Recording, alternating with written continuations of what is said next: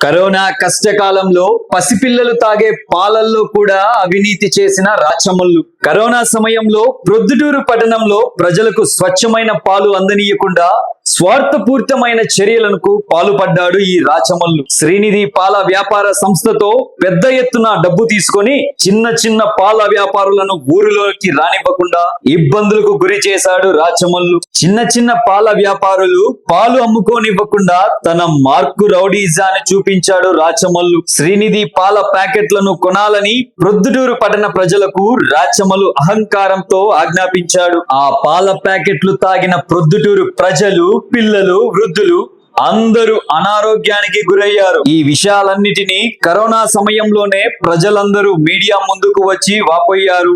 ఇవేవి పట్టించుకొని రాచమల్లు ప్రజలకు ఏమైతే నాకేమి, నాకు కావాల్సింది డబ్బే అనే విధంగా నడుచుకున్నారు. ఇలాంటి ఎన్నో విషయాలు ప్రొద్దుటూరు ప్రజలు మరిచిపోకుండా మనసులో ఉంచుకొని వచ్చే ఎలక్షన్ లో తమ ఓటు పవర్ చూపించడానికి సిద్ధంగా ఉన్నారు.